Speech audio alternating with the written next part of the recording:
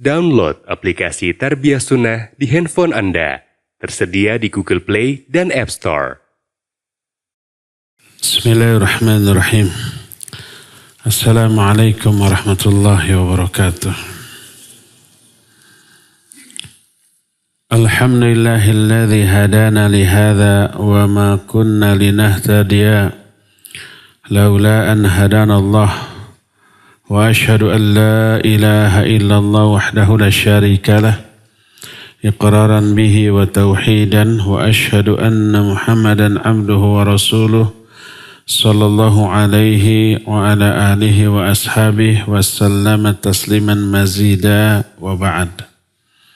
Hadirin jamaah Masjid An-Nafi Dago yang Allah muliakan, para pendengar radio Tarbiyah Sunnah Bandung dan beberapa radio lain yang ikut gabung, pemirsa beberapa stasiun TV dan para netizen di mana saja Anda berada. Alhamdulillah kita kembali berjumpa melanjutkan bahasan kitab Fiqih Al-Asma'ul Husna. Pekan lalu kita sudah membahas salah satu dua di antara nama Allah, itu Subuh dan Quddus. Sekarang kita terus ke nama yang berikutnya, Al-Hamid, yang maha terpuji. Al-Hamid di dalam Al-Quran disebut sampai 17 kali. Salah satunya dalam surah Fatir ayat 15, Allah berfirman, Ya ayyuhan nas, antumul fuqara'u ilallah, wa huwal ghaniyul hamid. Wahai manusia, kalianlah orang-orang yang fakir kepada Allah. Fakir maknanya sangat butuh kepada Allah. Wallahu huwal ghaniyul hamid, sedangkan Allah maha ghani dan maha hamid.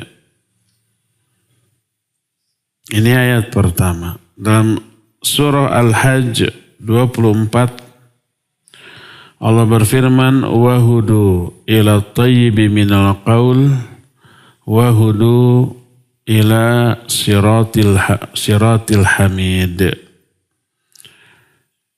Kata Allah, mereka telah ditunjuki ke ucapan yang baik, kepada ucapan yang baik.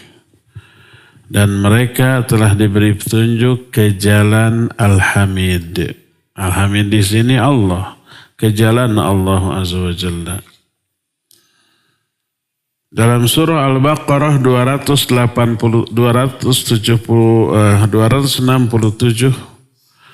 Allah berfirman, wa'alamu annallaha ghaniyun hamid. Dan ketahuilah bahwa sungguhnya Allah maha ghani dan maha hamid. Dalam Luqman ayat 12, Allah Azza wa Jalla pun berfirman, wa may yashkur fa innama yashkuru li nafsihi wa man kafara fa innallaha ghaniyun hamid. Siapa yang bersyukur, maka syukurnya itu hanya untuk keuntungan dirinya sendiri. Tapi siapa yang kufur, sesungguhnya Allah maha ghani dan maha hamid. Itu 4 di antara beberapa ayat yang menjelaskan salah satu nama sekaligus sifat Allah, yaitu Hamid. Apa makna Hamid?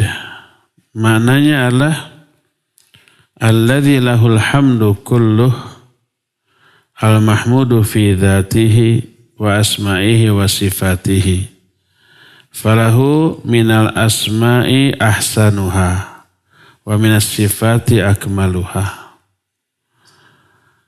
Hamid maknanya adalah zat yang miliknya lah seluruh pujian. Dia dipuji dalam zatnya, dia terpuji dalam nama-namanya dan dalam sifat-sifatnya. Dan dia memiliki sebaik-baik nama dan sesempurna-sempurna sifat. Ini makna Al-Hamid, yaitu zat yang memiliki seluruh pujian. Pujian hanya milik Allah. Timbul pertanyaan, boleh nggak kita memuji makhluk, memuji manusia? Boleh. Allah juga memuji makhluk. Memuji Nabi SAW. Wa innaka la'ala khuluqin azim. Engkau, hai Muhammad, berada dalam akhlak yang agung. Pujian. Pujian Allah kepada hambanya disebut salawat. Innallaha wa malaikatahu yusalluna ala nabi. Allah dan para malaikatnya bersalawat kepada Nabi. Salawat di sini maknanya menyanjung, memuji di hadapan para malaikat. Kita juga bisa memperoleh salawat dari Allah alias pujian. Seperti yang sedang kita lakukan sekarang, mengundang pujian Allah. Innallaha wa malaikatahu wa ahlas samawati wal ard hatta namlah fi juhriha wa hatta al-hut la yusalluna ala muallimin nasil khaira. Allah, para malaikatnya, semua penghuni langit dan bumi, sampai ikan yang ada di lautan, semut yang ada di lubang, bersolawat kepada orang yang belajar dan mengajar. Salawat Allah, pujian Allah kepada makhluk tersebut. Jadi Allah juga memuji makhluk. Kemudian Nabi SAW juga memuji para sahabat. Sesama sahabat memuji di antara sama mereka kesolehannya atau keilmuannya. Boleh, kalau memang layak. Lalu, bukankah seluruh pujian hanya milik Allah? Makna alhamdu adalah as-sana alaihi hubban wa ta'ziman. Makna pujian bagi Allah adalah sanjungan karena cinta dan mengagungkan. Wa raja'an min lisawabih wa khaufan min iqabih. Disertai dengan berharap pahala dan takut akan siksanya. Kalau tidak memuji takut akan siksanya, terus memuji berharap pahalanya, memujinya karena cinta dan mengagungkan. Itu makna alhamdu. Dan itu hanya milik Allah Azza wa Jalla. Oleh karena itu kalau kita memuji sesama manusia, bukan memuji karena cinta, mengagungkan, mengharapkan balasan dan takut akan ancamannya, bukan. Umpamanya seseorang prestasinya bagus, kita puji dia pintar. Nilainya A semua. IPK-nya sempurna 4,0. Aya 05. Kita bilang, hebat sih. Apakah pujian kita itu karena cinta kepada dia? Enggak. Apakah karena mengagungkan dia? Tidak. Apakah karena mengharapkan mudah-mudahan dipuji mah ayat ya 100? Enggak. Kalau tidak dipuji dia ngambek banget gitu beli ke kita? Enggak. Jadi pujiannya murni karena prestasi. Jadi berbeda dengan pujian kepada Allah Azza wa Jalla. Dan alhamdu atau sifat terpujinya Allah Azza wa Jalla merupakan seluas-luas sifat dan seumum-umum pujian. Maksud umum teh dipujinya dari seluruh aspek. Kalau makhluk hanya dari 1-2 aspek, aspek lainnya tercela mungkin. Kalau Allah dari seluruh aspek. Dan seagung-agung sanjungan. Karena apa? Karena seluruh nama-nama Allah Azza wa Jalla terpuji. Seluruh sifatnya terpuji. Seluruh perbuatannya terpuji. Seluruh hukum-hukum yang ditetapkannya terpuji. Keadilan Allah juga terpuji. balasan Allah kepada musuh-musuhnya juga terpuji. Termasuk mengadab orang-orang yang durhaka, ya terpuji. Jangankan Allah atuh. Polisi saja kalau umpamanya menangkap penjahat, menangkap perampok, pembunuh, dipuji nggak oleh orang? Oh, kinerja polisi bagus. Menangkap koruptor, bagus ngante. Nah, tapi kalau dibiarkan penjahat, ya merajalela dibiarkan, dipuji apa dicela? Dicela. Apalagi Allah Azza wa Jalla, orang yang durhaka diazab, Allah memberikan balasan kepada musuh-musuhnya, itu sifat yang terpuji. Karunia dan kebaikan Allah kepada hamba-hambanya yang soleh adalah sifat yang terpuji. Dan makhluk serta seluruh urusan hanya bisa tegak berdiri karena sifat terpujinya Allah Azza wa Jalla. Adanya mereka, eksisnya mereka karena sifat terpujinya Allah Subhanahu wa ta'ala. Maka pujian Allah Subhanahu wa ta'ala menjadi penyebab seluruh yang terjadi di alam jagat raya ini. Makanya disebutkan terpujinya sifat Allah merupakan ruh bagi segala sesuatu. Berdiri dan tegaknya segala sesuatu itu karena sifat terpujinya Allah. Berjalannya segala macam makhluk apapun itu dan semua yang ada itu merupakan bukti dari terpujinya Allah Azza wa Jalla. Jadi sifat terpujinya Allah teraplikasi di seluruh makhluknya. Nampak dampaknya tersaksikan oleh mata lahir ataupun mata batin. Berkata Syekhul Islam Ibn Taimiyah rahimahullah, kata beliau, wa aidan فإن الله سبحانه أخبر أن له الحمد وأنه حميد مجيد وأن له الحمد في الأولى والآخرة وله الحكم ونحو ذلك من أنواع المحامد. Demikian pula sesungguhnya Allah mengabarkan bahwa miliknya lah semua pujian, bahwa dia Hamid dan Majid. Majid nanti akan dibahas setelah Hamid ini.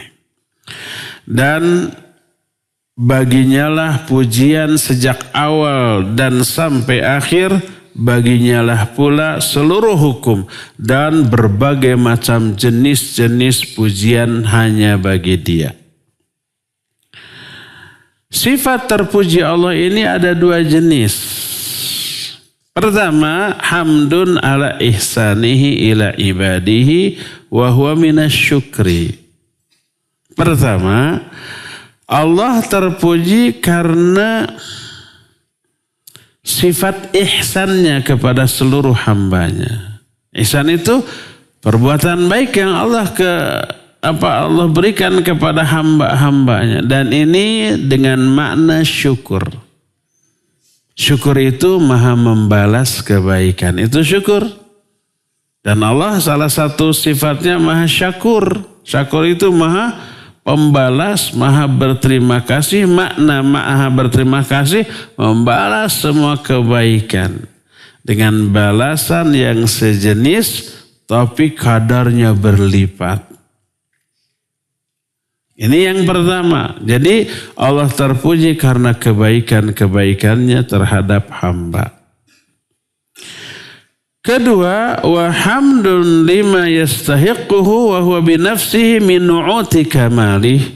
Wa hadzal hamdu la yakunu illa ala ma huwa fi nafsihi mustahiqun lil hamdi. Wa innama yastahiqu dzalika man huwa muttasifun bisifatil kamal. Kedua, Allah terpuji karena memang dia berhak layak dipuji karena kesempurnaan dari sifat-sifatnya. Pujian ini tidak bisa diberikan kecuali kepada zat yang di dalam dirinya layak memiliki sifat yang menyebabkan dia layak dipuji. Dia hanyalah yang berhak dipuji seperti itu hanyalah zat yang disifati dengan sifat-sifat kesempurnaan. Ini masih penjelasan Syekhul Islam Ibn Taimiyah yang beliau jelaskan di dalam Majmul Fatawanya. Lalu muallif merinci. Adapun Allah Azza wa Jalla terpuji karena kebaikan-kebaikannya terhadap hambanya.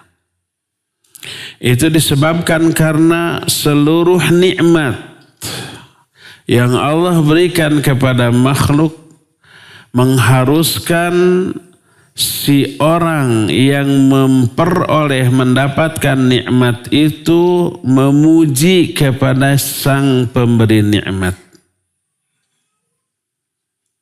Dan seluruh nikmat dari Allah Azza wa Jalla. Tidak ada satupun nikmat kecuali sumbernya dari Allah. Dan nikmat yang Allah berikan kepada kita tak terhitung. Maka sudah sepantasnya orang yang menerima nikmat memuji kepada sang pemberi nikmat. Dan jenis pujian seperti ini tersaksikan pada diri makhluk. Baik makhluk itu yang soleh ataupun yang durhaka, yang mukmin ataupun yang kafir. Jangankan yang mukmin, yang kafir, yang durhaka, menentang, melecehkan Allah dan ajarannya pun diberi berbagai macam pemberian. Allah limpahkan kepada mereka pemberian. Pemberian Allah sangat luas kepada mereka. Allah sangat-sangat dermawan kepada seluruh makhluknya. Allah Azza wa Jalla pun sangat indah perbuatannya kepada makhluknya. Kedermawanan Allah tak ada bandingannya. Ruasnya rahmat Allah kepada mereka tak ada yang menandinginya. Jadi orang kafir diberi nikmat ya, diberi kesehatan, diberi rizki, diberi kekuasaan, diberi pangkat, diberikan jabatan, diberikan popularitas, diberikan dukungan dari sesama mereka. Apa itu nikmat? Bukan nikmat bagi orang kafir. Diberikan oleh Allah Azza wa Jalla mereka itu ya. Nah, termasuk kepada orang-orang yang baik, Allah memberikan banyak kebaikan, kelemah lembutan, diijabahnya doa orang-orang yang berdoa dalam keadaan kritis, dalam keadaan kepepet, dilepaskannya orang-orang dari kesulitan, dan rahmat Allah merata ke seluruh alam. Kadang Allah memberi nikmat tanpa harus diminta. Kadang Allah memberi nikmat padahal menurut sesama makhluk itu orang atau itu makhluk gak layak diberi nikmat. Seperti orang-orang durhaka, kafir kepada Allah, anti kepada Islam, kan sebenarnya gak layak menurut sudut pandang kita ya. Karena durhakanya mereka, Allah tetap ngasih ke mereka. Jadi Allah memberi kepada mereka murni karena karunia, kedermawanan dan kebaikan Allah Azza wa Jalla. Termasuk juga salah satu bukti sifat terpujinya Allah yang menyebabkan Allah layak dipuji adalah dihindarkannya keburukan, ujian, bala. Setelah Allah Azza wa Jalla memberikan tuntunan kepada orang itu untuk melakukan sebab-sebab agar terhindar dari bala tersebut. Dan itu adalah salah satu di antara sifat kedermawanan Allah yang menyebabkan dia layak dipuji karena hal itu. Demikian juga kelemah lembutan Allah Azza wa Jalla. Sampai apa yang atau kebaikan yang Allah berikan kepada hamba nyaris tak terhayalkan, tak terfikirkan oleh akal manusia. Betapa jahatnya manusia kepada Allah dan betapa baiknya Allah kepada manusia yang telah berbuat jahat kepadanya. Jangankan orang kafir lah, kita aja ya. Kita muslim, kita mumin suka ibadah. Tapi kita juga kan suka maksiat. Dalam beribadah aja kita bermaksiat.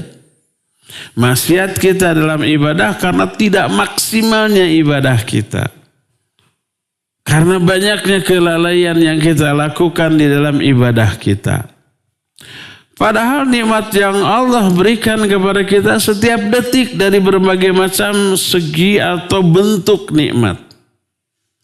Mestinya mensyukuri seluruh nikmat itu dengan meningkatkan kualitas dan kuantitas ibadah. Tapi ternyata kita banyak durhaka kepadanya. Banyak perintah yang diabaikan, banyak larangan yang dilanggar.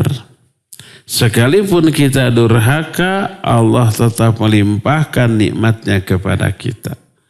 Kejahatan kita kepada Allah dalam bentuk kurangnya kesetiaan kita kepada Allah, tetap Allah balas dengan limpahan nikmatnya kepada kita. Termasuk hidayah yang Allah berikan kepada manusia spesial, hamba-hamba pilihan Allah. Diberi hidayah kepada jalan-jalan keselamatan. Mereka dibela, ditolong, dibantu dengan sebaik-baik pertolongan. Dilindungi agar tidak terjerumus dari dosa dan keburukan.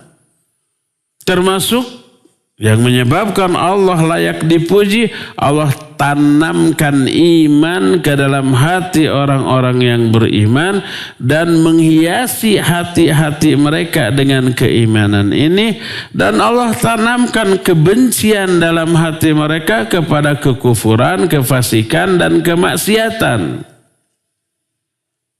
dan menjadikan mereka termasuk kalangan rasyidin. Rasyidin itu orang yang jalan hidupnya lurus. Kenapa lurus? Dia berilmu dan beramal. Allah beri ilmu, Allah berikan hidayah untuk beramal.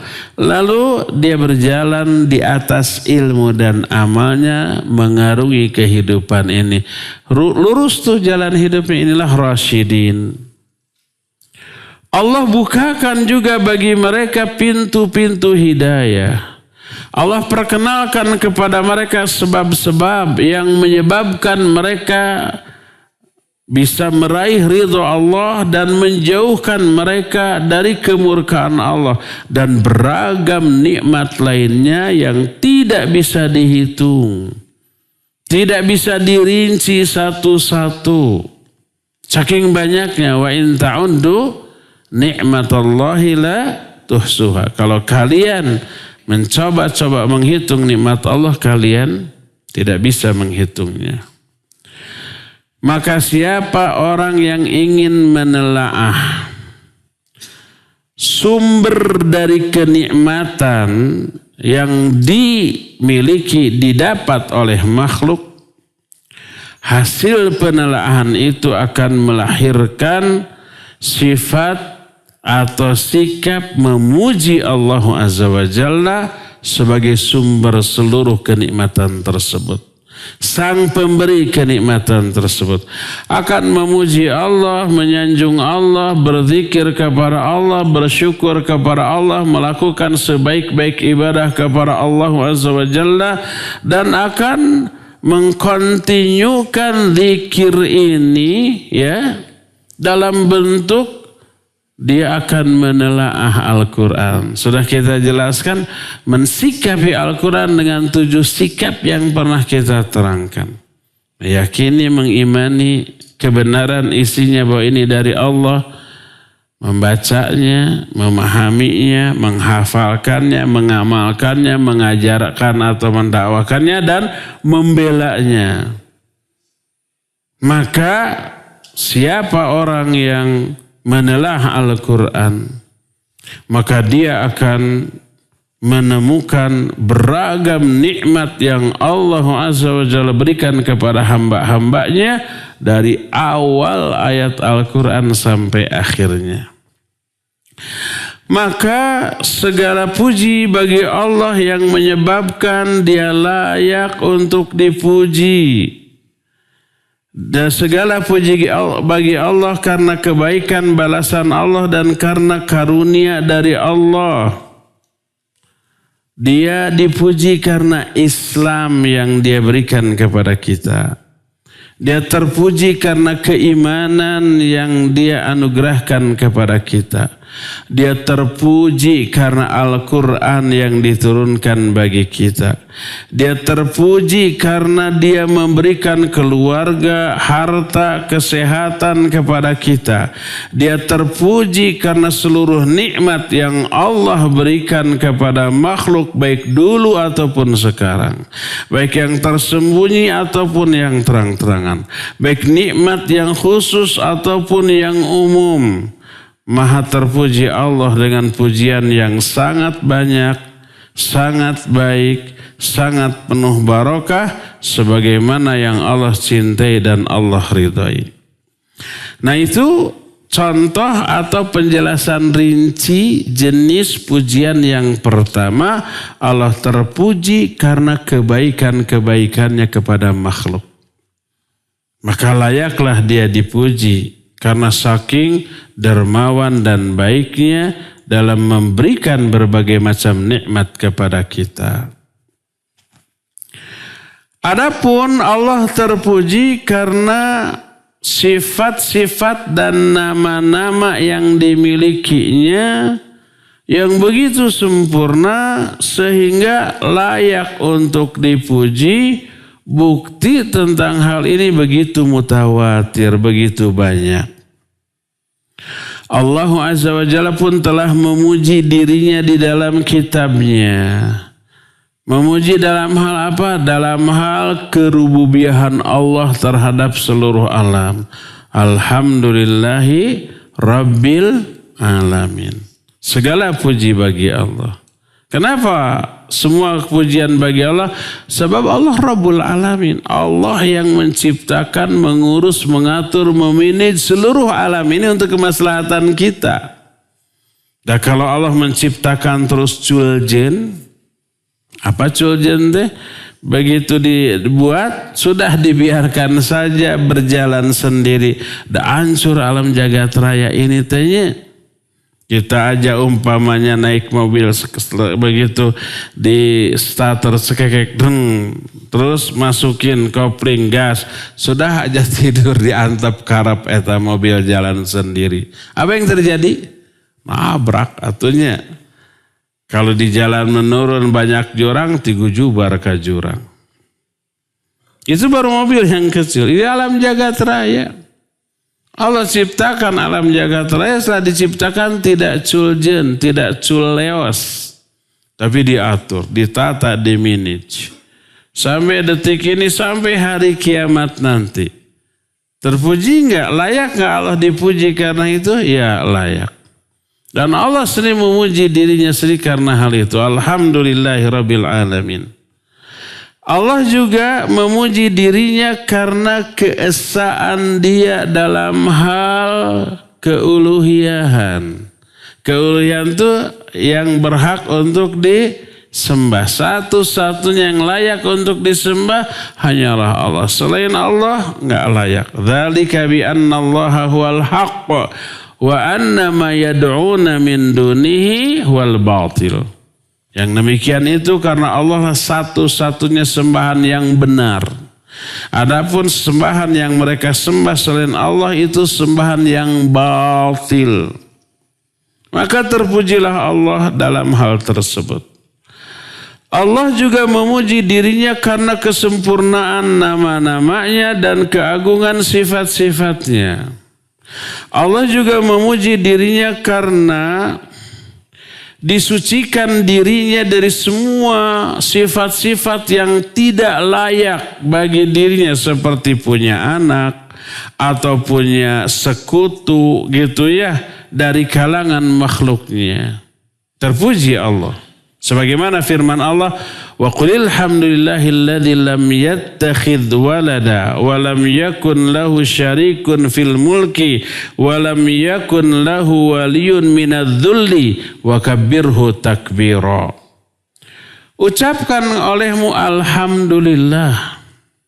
Segala puji bagi Allah yang tidak memiliki anak. Kalau tidak memiliki anak dimiliki oleh orang, maka itu tidak sempurna. Tapi kalau dimiliki oleh Allah menjadi sempurna. Kita sudah terangkan di awal-awal muqaddimah kitab ini. Ada beberapa sifat Allah. Ya, yang apabila sifat ini ada berapa jenis sifat. Bila sifat ini dimiliki oleh Allah sempurna, tapi bila dimiliki oleh manusia menjadi aib. Contohnya apa? Takabur. Kalau Allah takabur ya sempurna, memang dia layak. Tapi kalau makhluk takabur aib itu, ya. Ada sifat yang baik, bagus, sempurna dimiliki oleh manusia, tapi kalau dimiliki oleh Allah menjadi buruk. Contohnya ngantuk atau tidur. Sempurna nggak manusia yang suka ngantuk dan tidur? Iya, kalau nggak bisa ngantuk tidak tidur sakit itu ya. Tidak bisa ngantuk, tidak bisa tidur itu sakit, namanya insomnia ya. Harus dikasih obat tuh.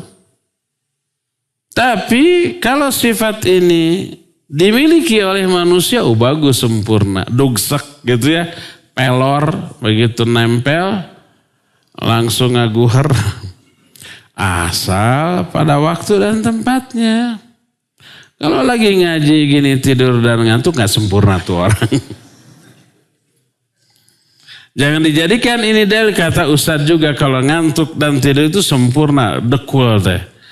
Ngaguher dina kajian ya. Nasrif, tahu nasrif? Nasrif itu dalam ilmu sharaf merubah satu kata menjadi kepada bentuk kata yang lain seperti fa'ala yufa'ilu taf'ilan fahuwa mufa'ilu, itu tasrif. Nah, orang duduk di sini nasrif, tapi khusus satu kata, dahdaro yudahdiru dahdiran. Hanya orang Sunda yang paham. Orang Arab nggak tahu apa itu artinya.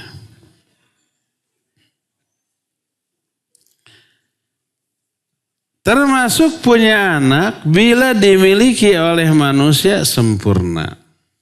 Tapi kalau dimiliki oleh Allah tidak sempurna.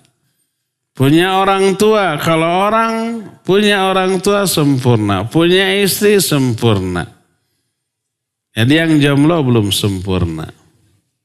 Tapi kalau Allah memiliki semua itu enggak sempurna. Kesempurnaan bagi Allah adalah karena dia enggak punya anak, enggak punya orang tua, enggak punya pasangan. Maka Allah mengatakan, qulil hamdulillahilladzi lam yattakhidz walada. Segala puji bagi Allah yang tidak memiliki anak. Walam yakun lahu syarikun fil mulk, dan dia tidak memiliki sekutu di dalam kerajaan ini, kerajaan alam jagat raya. Yang punya sekutu dalam hal menciptakannya ataupun dalam hal mengatur memanajenya. Allah sendirian. Walam yakun lahu waliyyun minadz-dzul, dan dia juga itu tidak membutuhkan penolong sehingga dianggap hina. Kalau orang yang butuh pertolongan tidak mandiri dianggap aib. Allah nggak butuh penolong. Wa kabbirhu takbira, dan agungkan dia dengan seagung-agungnya.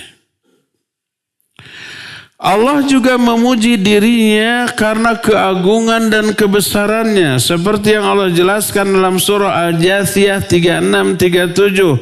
Falillahil hamdu rabbis samawati wa rabbil ardi rabbil alamin.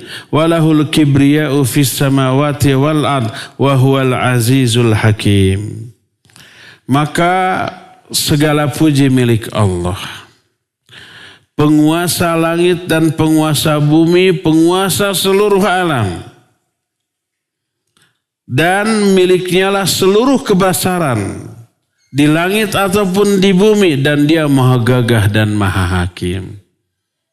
Di sini Allah mengaitkan sifat terpujinya Allah dengan menguasai langit, menguasai bumi, seluruh alam, seluruh kerajaan langit dan bumi berada dalam genggamannya. Layak nggak yang kayak begini dipuji? Ya, harus dipuji. Allah pun memuji dirinya sejak awal dan akhir. Allah pun mengabarkan bahwa pujian Allah ini, tersifat terpujinya Allah terdapat di dalam alam, di langit ataupun di bumi. Dan Allah telah mengingatkan hal ini dalam kitabnya di banyak ayat yang menunjukkan beragamnya sifat terpuji Allah dan beragamnya sebab-sebab yang menyebabkan Allah terpuji. Dan Allah telah menyatukan semua keterangan itu di beberapa ayat dalam kitabnya. Ada yang menyatu, ada juga yang terpisah-pisah ayat yang isinya memuji Allah Subhanahu wa ta'ala. Untuk apa? Agar seluruh hambanya mengenal Dia. Mengenal bagaimana Allah layak dipuji, Allah layak disanjung. Lalu mereka menyebabkan mencintai, memuji dan menyanjung Allah Azza wa Jalla karena hal itu. Lalu Allah pun mencintai mereka apabila mereka mengenal Allah, mencintai Allah dan memuji Allah. Di dalam Al-Quran ada lebih dari 40 ayat yang menjelaskan hal tersebut. Bahkan juga disebutkan di sebagian ayat beberapa sebab yang menyebabkan Allah layak dipuji, dan ada juga yang menjelaskan tentang ayat-ayat secara terpisah. Seperti contoh, di antara ayat-ayat yang menyatukan sebab-sebab Allah layak dipuji adalah pertama, Surah Al-Fatihah ayat 2, Alhamdulillahirabbil alamin. Segala puji bagi Allah, penguasa semesta alam. Ini sebab akibat. Akibat dan sebab. Ya, sebabnya Allah mengatur seluruh alam, menciptakan dan mengatur seluruh alam, itu sebabnya. Makanya Allah layak dipuji. Alhamdulillah. Segala puji bagi Allah. Akibatnya dulu disebut, lalu sebabnya diterangkan. Kenapa Allah maha terpuji? Karena Allah menciptakan, mengurus, memanage seluruh alam. Dalam Al-Qasas 70, lahul hamdu fil ula wal akhirah. Milik Allah lah seluruh pujian sejak awal sampai akhir. Maknanya adalah fil ula wal akhirah. Bi'ula maksudnya di dunia, akhirah artinya akhirat. Allah terpuji karena menguasai, mengatur seluruh kehidupan di dunia sampai kehidupan di akhirat. Semuanya dimanage, diatur oleh Allah Subhanahu wa ta'ala setelah diciptakan. Dalam Saba ayat pertama, Alhamdulillahilladzi lahu ma fis samawati wa ma fil ard. Segala puji bagi Allah. Kenapa segala puji bagi Allah? Karena miliknya lah semua yang ada di langit dan semua yang ada di bumi. Jadi diterangkan sebabnya kenapa Allah maha terpuji. Karena semua yang ada ini milik Allah Subhanahu wa ta'ala. Nah itu disebut dengan sebutan ayat-ayat pujian beserta penjelasan sebabnya. Kenapa Allah layak dipuji? Sebab ini. Kedua, ada lagi ayat yang menjelaskan sebab-sebab dipujinya Allah ini lebih rinci lagi daripada itu. Kalau tadi global, tentang alam, tentang langit dan bumi, ya, tentang dunia dan akhirat. Nah sekarang fokus kepada apa yang dialami oleh makhluk, oleh manusia. Di antaranya surah Al-A'raf 43. Wa qalu alhamdulillahilladzi hadana lihadza wa ma kunna linahtadiya laula an hadanallah. Coba lihat. Mereka berkata, ini orang-orang mukmin yang sudah masuk ke dalam surga, di surganya ngomong begini. Ini ucapan ahli surga, nanti di surga yang semoga Allah masukkan kita ke dalam surga. Dan akan mengatakan perkataan ini nanti. Di dunia ini sering dikatakan oleh para ustadz di awal-awal ceramahnya. Kalau nggak salah saya tadi juga baca itu. Ya. Apa yang dikatakan oleh ahli surga? Alhamdulillahilladzi, segala puji bagi Allah yang hadana lihadza, telah menunjuki kami ke surga ini. Wa ma kunna linahtadiya laula an hadanallah, dan kami tidak akan tertunjuki ke sini kalau Allah tidak menunjuki kami ke sini. Jadi Allah dipuji itu karena hidayah yang telah Allah berikan kepada hamba. Hidayah ketika di dunia untuk beriman dan beramal soleh, sehingga di akhiratnya Allah masukkan ke dalam surga. Makanya kata mu'alif, fafiha hamduhu ala ni'mati dukhulil jannah. Di dalam ayat ini terkandung sifat terpuji Allah karena nikmat berupa masuk ke dalam surga. Maka Allah dipuji. Lihat dalam Al-Mu'minun 28. Faqulil hamdulillahilladzi najjana minal qaumil zalimin. Maka katakanlah segala puji bagi Allah yang telah menyelamatkan kami dari kaum yang zalim. Umat-umat Nabi terdahulu pasti diintimidasi oleh musuhnya yang lebih kuat. Seperti Fir'aun. Kuat, Nabi Musa dan pengikutnya lemah. Gak bisa berperang. Gak mampu mereka. Dan tidak disyariatkan untuk berperang. Yang harus mereka lakukan, hindari saja kezaliman si Fir'aun. Sampai akhirnya ketika Musa dan pengikutnya terdesak, dikejar, terhalang oleh lautan, Allah memberikan pertolongan. Disuruhnya Nabi Musa memukulkan tongkatnya ke lautan. Apa yang terjadi? Lautan itu terbelah. Lalu nyebrang ke seberang sana, dan ketika si Fir'aun dan tentaranya mengejar di belakang, laut itu menyatu kembali, tenggelam. Kata Allah, katakan olehmu, segala puji bagi Allah yang telah menyelamatkan kami dari kaum yang zalim.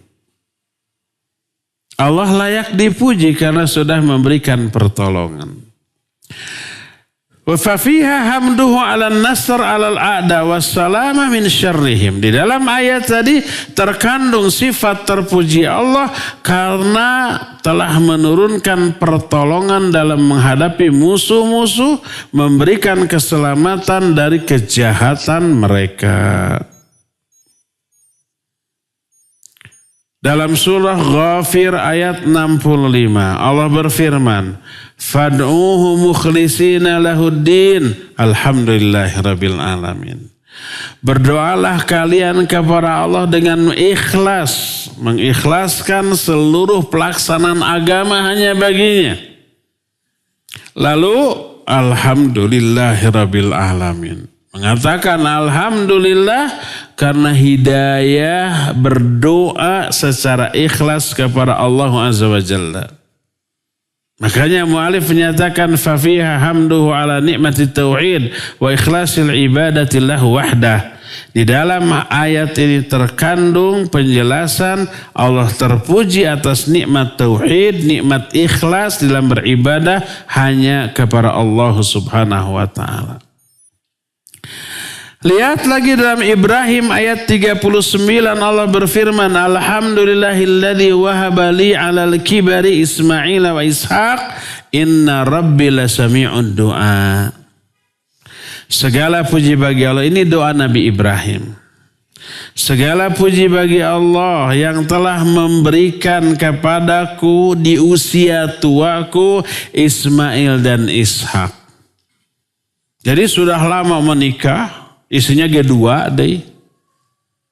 Tapi sudah lama sampai tua tidak punya anak. Di masa tuanya diberi Ismail dan Ishak. Gimana gak seneng ya? Terus diuji lagi. Ismail suruh disembelih, dilaksanakan lagi. Walaupun sayang luar biasa ke Ismail, tapi taatnya kepada Allah melebihi semuanya. Mau disembelih itu Ismail, Allah tahan diganti dengan kambing, tidak dengan sapi atau ayam. Sekitar hampir 2 pekan yang lalu saya jumpa dengan dokter lalu diperiksa darah saya. Apa dia bilang? Daging makanan terbaik itu daging kambing. Di dalam daging kambing terkandung lebih dari 230 sekian obat untuk kesehatan manusia. Asal jangan yang pakai lemaknya. Makanya Allah Azza wa Jalla mengganti Ismail dengan kambing, bukan dengan sapi atau onta. Nabi SAW paling suka daging kambing, bukan onta ataupun sapi atau ayam. Terus kurban juga lebih diutamakan kambing daripada sapi ataupun unta. Itu menunjukkan keistimewaan. Jangan takut makan daging kambing, silakan makan. Yang kolesterol, yang darah tinggi, yang jantungan makan. Itu obat Itu kata dokter itu, bukan kata saya. Fafiha hamduhu subhanahu ala hibbatil walad. Di dalam ayat ini Allah dipuji karena dia telah memberikan anak. 2 anak yang dua-duanya soleh, dua-duanya menjadi nabi. Dan salah satu di antara anak ini nantinya di kemudian hari melahirkan nabi teragung, yaitu Nabi Muhammad SAW. Dari jalur siapa? Ismail alaihi salatu wassalam. Dalam surah Al-Kahfi ayat pertama alhamdulillahilladzi anzala ala abdihil kitab wa lam yaj'al lahu iwaja. Segala puji bagi Allah yang telah menurunkan kitab kepada hambanya. Quran. Karena Allah telah turunkan Quran, layak dia dipuji. Quran adalah hal yang paling berharga bagi kehidupan manusia. Demi keselamatan hidup mereka dunia dan akhirat. Walam yaj'al lahu iwaja, dan Allah tidak menjadikan ada kekeliruan, kesalahan, penyimpangan, kebengkokan sedikit pun di dalam Al-Quran. Seluruh ayat Quran itu pasti benar, pasti adil. Di dalam ayat ini terkandung penjelasan Allah Maha Terpuji karena nikmat berupa menurunkan Al-Quranul Karim yang tidak ada kesalahan sedikit pun di dalamnya. Dalam surah Al-Isra ayat 111, wa qulil hamdulillahilladzi lam yattakhidh waladan wa lam yakul lahu syarikun fil mulki wa lam yakul lahu waliyyun minadh-dhulli wa kabbirhu takbira. Segala puji bagi Allah yang tidak memiliki anak. Allah tidak mengambil anak. Allah juga tidak memiliki serikat di dalam menciptakan dan mengurus kerajaan alam jagat raya ini. Allah juga tidak membutuhkan penolong dalam hal ini, dan besarkan, agungkan Allah dengan seagung-agungnya. Di dalam ayat ini terkandung penjelasan Allah Maha terpuji karena kesempurnaan, kemuliaan sifatnya, dan karena kesuciannya dari segala macam kekurangan dan aib. Ayat-ayat yang semakna dengan ini sangat banyak. Dan Allah telah membuka kitabnya Al-Quran dengan hamdalah. Dan telah membuka beberapa surat dalam Al-Quran dengan hamdalah. Al-Kahfi itu dibuka dengan hamdalah. Alhamdulillahilladzi anzala ala abdihil kitab wa lam yaj'al lahu iwaja. Banyak surah dalam Al-Quran dibuka dengan hamdalah selain Al-Fatihah. Ya. Juga Allah Azza wa Jalla menutup penciptaan makhluknya dengan hamdalah, dan miliknya lah seluruh pujian dari awal sampai akhir. Miliknya lah pula seluruh ungkapan rasa syukur makhluk zahir ataupun batin, dan dia Maha Al-Hamid dan Maha Al-Majid. Ya, inilah penjelasan tentang salah satu nama dan sifat Allah, yaitu Al-Hamid. Cukup sampai di sini, dan nanti kita akan lanjut ke sifat dan nama yang lainnya, yaitu Al-Majid. Kita masuki sesi tanya jawab. Sebelum tanya jawab ada 2 buku. Ini hadiah. 1 ikhwan, 1 akhwat. Siapa ikhwan yang mau buku ini, Cung? Namanya siapa? Mike. Tuh.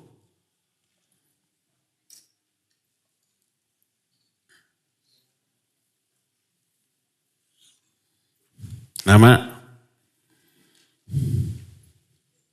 Mufti, Ustaz. Mufti, wah tukang fatwa nih. Apa arti alhamdu? Zat yang miliknya lah seluruh pujian. Zat yang Miliknya lah seluruh pujian. miliknya lah seluruh pujian. Dia terpuji dalam hal apa saja? Dalam hal semua sifat. Sifat saja? Sifat-sifat Allah. Ya, sifat-sifat aja. Dan nama-nama Allah. Sifat dan nama aja? Ya Ustaz. Dan perbuatan Allah. Zatnya. Zatnya. Zatnya, namanya, sifatnya, perbuatannya, hukumnya, semuanya terpuji. Barakallahu fiik Mufti. Akhwat yang ngobrol di atas, ngacung. Tunjuk oleh panitia. Lalu kasih mic. Sudah siap? Dah insyaallah Ustaz. Taib, saya tidak ingin memberatkan akhwat. Siapa nama anak Nabi Ibrahim? Nabi Ismail Ustaz. Sudah? Sudah. Masa kan 2? Ismail dan Ishak. Berapa istri Nabi Ibrahim? Istri Nabi ada 2. Nabi Ibrahim. Siapa namanya? Sarah dan Siti Hajar. Hajar dan Siti Sarah. Iya. Sudah, bisikat tutuluyan. Kita masuk tanya jawab ya.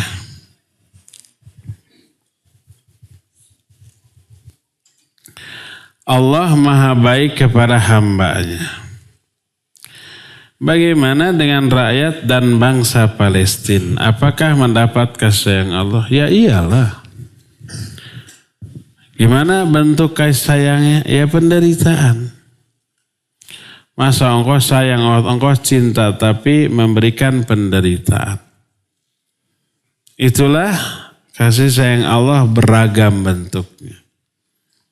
Berkata Rasul SAW, Innallaha idza ahabba qauman ibtalahum. Sungguhnya Allah apabila mencintai seseorang atau suatu kaum, Allah akan berikan ujian penderitaan kepada mereka. Makanya manusia yang paling besar penderitaannya para nabi. Karena mereka paling dicintai oleh Allah. Asyaddun nasi bala'an al-anbiya. Thumma as-salihun. Thumma al-amthal fal-amthal. Yubtala ar-rajulu ala hasbi dini. Fa in kanat fi dini salabah zida lahu fil bala'. Manusia yang paling hebat ujian penderitaannya adalah para nabi. Kemudian orang soleh, kemudian di bawah itu, di bawah itu. Manusia akan diuji berdasarkan kadar imannya. Diberikan penderitaan berdasarkan kadar iman. Makin hebat iman, makin hebat ujiannya. Ahasiban nasu ayyusraku ayyaqulu amanna wahum la yuftanun. Apakah manusia menyangka mereka akan dibiarkan berkata kami beriman padahal belum diuji. Jadi ujian itu salah satu wujud kecintaan Allah Azza wa Jalla kepada hamba-hambanya. Kenapa ujian merupakan wujud cinta Allah? Karena dengan ujian lebih banyak untung daripada rugi. Ruginya satu, menderita. Asal tahan udah surga. Apa untungnya? Pertama, dosa-dosa berguguran. Kedua, kesabarannya melahirkan pahala yang luar biasa. Banyak. Innama yuwaffa sabiruna ajrahum bighairi hisab. Orang yang sabar itu hanya diberikan pahala tanpa batas, tanpa hisab.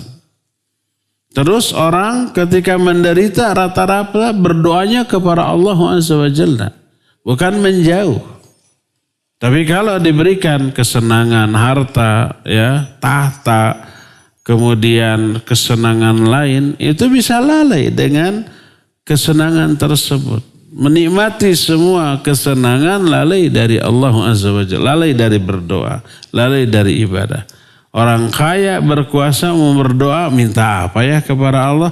Uang banyak, kekuasaan sedang dimiliki nih, pangkat, jabatan. Akhirnya nggak berdoa, nggak ada lagi yang perlu diminta kepada Allah, kan gitu. Tapi orang-orang yang susah, yang menderita, mendekat, ya Allah beri saya ini, ya Allah lepaskan saya dari kesulitan. Seperti itu ya. Dan doanya dikabul oleh Allah Azza wa Jalla. Kemuliaannya diangkat derajatnya dunia sampai akhirat. Ya. Oleh karena itu saudara-saudara kita di Palestina, setiap detik dosa mereka berguguran. Karena apa? Selalu menderita, minimal psikis. Tegang, jangan-jangan ada bom, jangan-jangan ada tembakan, jangan-jangan ada serangan mendadak. Terus tegang. Rumah mereka hancur, makanan juga jarang, air hujan juga sesuatu bingit bagi mereka untuk minum, mandi, dan seterusnya. Penderitaannya setiap saat, gugur setiap saat. Kita di sini senang-senang. Gak ada gugur dosa, malah nambah dosa terus dengan kesenangan kita, ya enggak? Nah, karena itulah maka kasih sayang Allah kepada mereka dalam bentuk banyaknya keuntungan yang lahir dari penderitaan yang mereka alami. Ya, Nabi SAW menderita seumur hidupnya. Iya, sejak kecil, sejak lahir, sejak masih di kandungan sudah menderita tuh. Belum lahir sudah yatim. Begitu bro lahir awal-awalan gak punya bapak gitu, bapaknya udah meninggal. 6 bulan kemudian ibunya meninggal. Diasuh oleh kakeknya. Masih balita kakeknya meninggal. Diasuh oleh pamannya. Terus begitu menderita sampai akhir hayatnya. Apa Allah gak sayang? Paling sayang kepada Nabi SAW. Ya. Jadi cinta Allah tidak hanya dalam bentuk kesenangan, kenikmatan, kebahagiaan. Tapi sering juga diberikan apa? Diberikan penderitaan. Lalu penderitaan itu memberikan keuntungan yang banyak. Ini satu ilustrasi ini. Satu gambaran. Bukan menyamakan Allah dengan makhluk. Ini kalau makhluk saja begini, apalagi Allah gitu lah. Itu namanya qiyas aula, ya. Contoh, ini qiyas, tapi qiyas aula. Kalau manusia aja bisa begini, apalagi Allah, itu boleh. Yang tidak boleh, manusia begini, Allah juga persis begitu, itu yang nggak boleh. Umpamanya nih, apa contohnya ya? Sebuah perguruan bela diri, ada gurunya, pelatihnya, ada murid-muridnya. Ada satu murid yang dianak emaskan. Apa yang dilakukan oleh si guru kepada murid yang paling dicintai? Dia diberi gemblengan lebih. Yang lain lari 3 keliling, yang ini 10 kamu. Yang lain push up 10 kali, kamu 50 kali. Ya. Yang lain cukup sejam 2 jam, kamu harus 5 jam sehari latihan. Tersiksa nggak tuh anak? Tersiksa, menderita. Tapi apa akibatnya? Dia lebih kuat, lebih jago, lebih segala-galanya dibanding murid yang lain, dan dicanangkan sebagai pengganti sang pelatih atau sang guru. Jadi bukti cintanya itu dengan memberikan gemblengan yang lebih berat dibanding umumnya murid-muridnya. Kan seperti itu. Sekarang orang tua sayang nggak ke anaknya? Ya sayang. Bagaimana cara sayangnya? Apakah nih diberikan HP, diberikan TV, diberikan gadget, sok senang-senang. Apa begitu? Itu mah nggak sayang, itu mah ya dulang. Tapi kalau sayang, kamu jangan main HP, jangan main game, jangan nonton, nih belajar. Jangan main terus, ini belajar menghafal. Menderita nggak si anak? Ya menderita. Lihat teman-temannya hujan-hujanan ingin. Kalau dia dijembel, dijewer, awas kalau hujan-hujanan keluar. Hamur sabun gitu kan. Kamu belajar. Anak ini menderita. Tapi apa akibatnya? Dia karena rajin belajar, dibimbing. Ya kadang-kadang dibimbingnya itu sampai nangis-nangis. Nih 2 kali 3 berapa? Nih coba nyerena 3 sama 2. Awalnya gitu. 5. Manya 5. Kadang-kadang dijembel gitunya. Sampai nangis-nangis. Apa akibatnya? Anak ini menjadi pinter dibanding kawan-kawannya yang main-main. Hasilnya ya itu lebih baik. Itu contoh. Kalau manusia dalam menyayangi sesamanya, dalam bentuk menggembleng orang yang dicintainya sehingga lebih menderita, tapi hasilnya jauh lebih bagus, itu dilakukan oleh manusia. Apalagi oleh Allah Azza wa Jalla. Ya.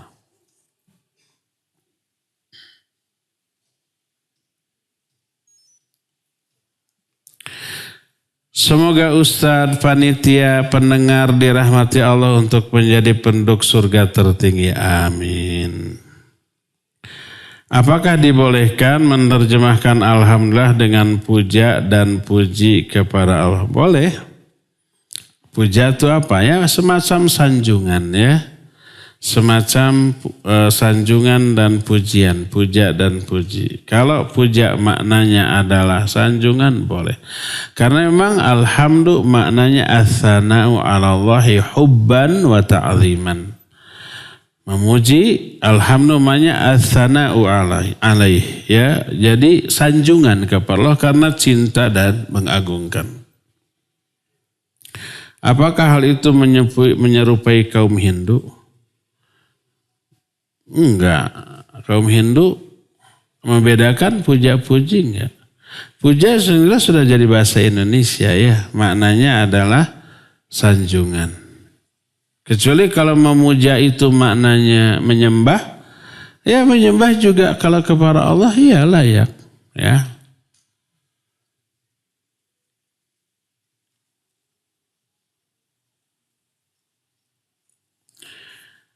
Ustaz, mohon pemahaman hakikat sabar dan ikhlas dalam menerima ketetapan Allah. Mana sabarlah? Habsun nafsi. Itu makna pokok. Sabar itu menahan diri. Dari apa? Nah, dari mengeluh, dari menjambak-jambak rambut sendiri, dari menampar-nampar pipi sendiri, dari mengoyak-ngoyak baju sendiri ketika awal menerima musibah. Di sanalah sabar. Jadi pas ada musibah langsung dia menahan diri. Dia ingin meraung-raung menjerit-jerit tapi dia tahan. Dia ingin gogoleran lolongseran tapi dia tahan. Dia ingin gimana gitu, nonjok-nonjok tembok. Tapi sakit, terus jambak-jambak rambut sendiri. Kan ada yang begitu. Dia tahan. Itu namanya sabar. Dan harus dilakukan di awal. Awal mula musibah itu datang. Kalau awal mula meraung-raung, terus setelah seminggu baru sabar, saya mah orangnya sabar. Bukan sabar, itu mungkin sudah capek. Nabi SAW suatu saat lewat kuburan. Di kuburan itu ada seorang wanita lagi nangis. Bukan kuntilanak, ini ibunya. Anaknya baru saja dikuburkan. Lalu kata Nabi, ittaqillah wasbiri. Bertakwalah engkau kepada Allah dan sabarlah. Kata wanita, engkau tidak merasakan apa yang aku rasakan. Wanita ini nggak tahu bahwa itu Nabi SAW. Akhirnya pergi Nabi SAW. Sahabat ada yang menyampaikan, yang tadi itu tuh Nabi loh. Kaget dia. Langsung gura-giru, terburu-buru dia menyusul Nabi SAW. Sudah masuk rumahnya dan di depan pintunya orang wanita yang menyatakan, lam a'rifka ya Rasul. Tadi aku tidak tahu bahwa itu engkau ya Rasulullah. Jadi mau minta maaf. Kata Nabi SAW, innamas sabru inda sudmatil ula. Sabar itu adalah ketika awal menerima musibah. Jadi dari awal itu makna kesabaran. Sabar artinya menahan diri, menahan mulut dari ngomong yang terlarang ketika memperoleh musibah. Jangan sampai berkata yang aduh celaka aku kalau begini mah gitu ya. Kita akan kelaparan kalau si bapak mati. Nanti diaminkan oleh para malaikat. Nanti kena loh ya. Jangan sampai terucap dari mulut perkataan yang terlarang.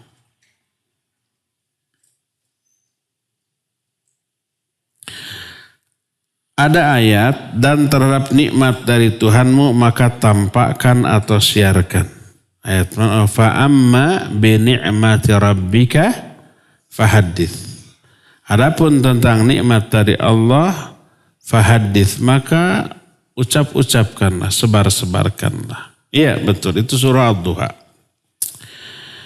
Kemudian bahwa dalam setiap nikmat terdapat hasad. Bagaimana sikap kita apabila memperoleh nikmat dari Allah berkaitan dengan hal tersebut? Iya, pertama dibolehkan menampakkan asar atau dampak efek dari nikmat Allah Azza wa Jalla dalam kehidupan. Umpama kita dikaruniai banyak uang, ya, lalu kita beri barang-barang yang bagus.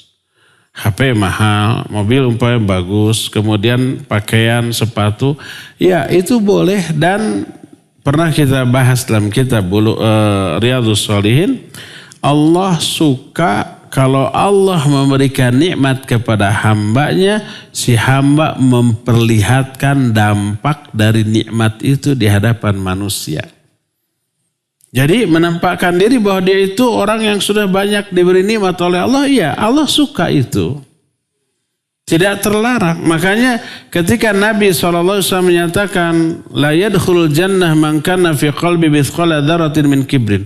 Gak akan masuk surga orang yang dalam hatinya ada takabur walaupun sekecil debu. Kata sahabat, ya Rasulullah, innar rajula yuhibbu ayyakuna thawbahu husnan wa na'la husnan. Wahai Rasulullah, ada orang yang suka pakai baju dan sandal yang bagus, yang mewah. Sombong enggak? Kata Nabi SAW, la. Innallaha jamilun yuhibbul jamal. Allah itu indah dan menyukai keindahan. Al-kibru batharul haq wa ghamtun nas. Ya. Takabur itu adalah menolak kebenaran dan meremehkan manusia. Itu takabur. Jadi kalau memakai pakaian-pakaian atau apapun yang kita miliki yang bagus-bagus, tidak takabur, tidak sombong. Itu menampakkan bukti nikmat yang melimpah dari Allah kepada kita. Ya mungkin kita disembunyikan, ya. Nah, jadi ya itu dibolehkan. Adapun nanti ada yang hasad, itu urusan dia. Hasad itu maknanya benci sampainya nikmat itu kepada kita. Hanya benci saja itu sudah hasad. Ada orang lain dapat kebahagiaan, kita nggak suka, itu sudah hasad. Baik kita berharap mudah-mudahan kebakaran hilang, dicuri atau berdoa begitu atau tidak, itu sudah hasad. Kalau ada doa keburukan, mudah-mudahan hilang tuh, mudah-mudahan ditangkap tuh, mudah-mudahan macam-macam, maka itu dosa yang kedua selain dosa hasad tadi. Makanya kalau kita melihat orang lain memperoleh nikmat, kita bersyukur kepada Allah, memuji Allah atas nikmat itu, dan boleh meminta, ya Allah berikan kepadaku yang lebih baik daripada yang kau berikan kepadanya. Itu boleh ya. Tapi kalau berdoa, ya Allah cabut tuh sebal atau dah bikin rumahnya kebakaran yang baru direnovasi, mobil nasing tabrakan karinya, itu sudah jelas hasad dan mendoakan keburukan. Itu dua dosa ya.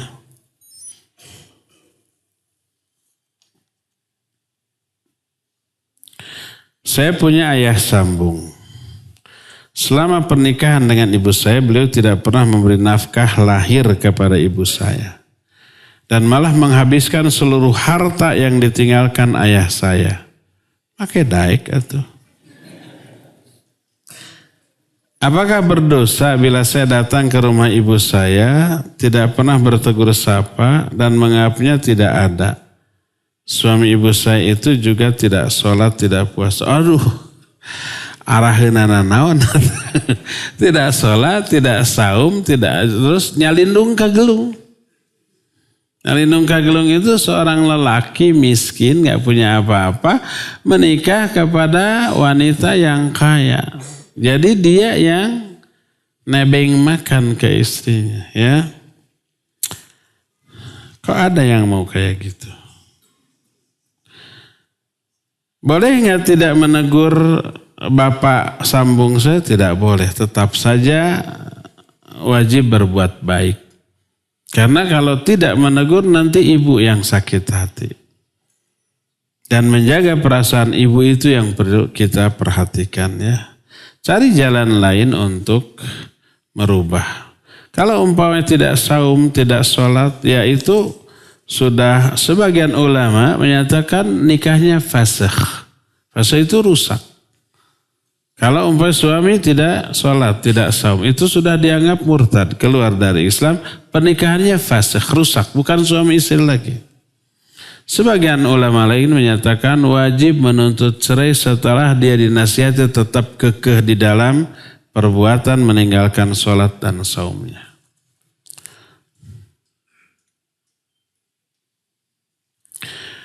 Apakah dibolehkan saya wanita pergi ke Jakarta dengan teman wanita tapi tanpa mahram? Nggak boleh.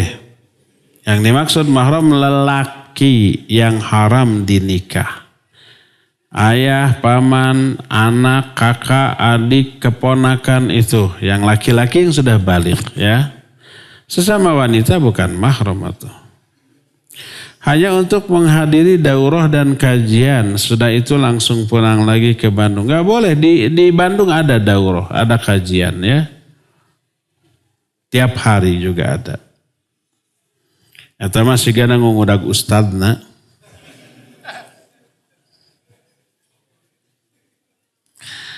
Semoga Allah memberkahi Syekh Abdul Razak bin Abdul Muhsin Al-Badr. Ustadz serta jamaah sekalian. Amin wa iyyakum. Bagaimana cara membangun komunikasi terhadap keluarga yang bermasalah? Utamanya karena ada pihak yang memimpin tanpa menafkahi lahir batin serta mendidik. Maksudnya ayah gitu. Saya tidak ingin bersikap dingin terhadap mereka, tapi saya khawatir ketika saya tidak bertindak. Bagaimana cara membangun komunikasi terhadap keluarga yang bermasalah? Masalahnya apa? Utamanya karena ada pihak yang memimpin. Memimpin itu maksudnya kepala rumah tangga. Berarti ayahnya kan? Atau ini keluarga orang lain gitu? Jangan ikut campur. Jadi ada keluarga tetangga, ayahnya itu tidak menafkahi kepala rumah tangga tidak menafkahi istrinya lahir batin, tidak mendidik anak, itu urusan orang lain. Biar urus diri kita sendiri dan keluarga kita. Jangan sampai keluarga kita begitu. Kalau itu keluarga kita dan yang bertanya ini si anak, ya, nasihati bapak agar menunaikan kewajibannya sebagai suami sekaligus ayah, sekaligus kepala rumah tangga, ya, nasihati saja.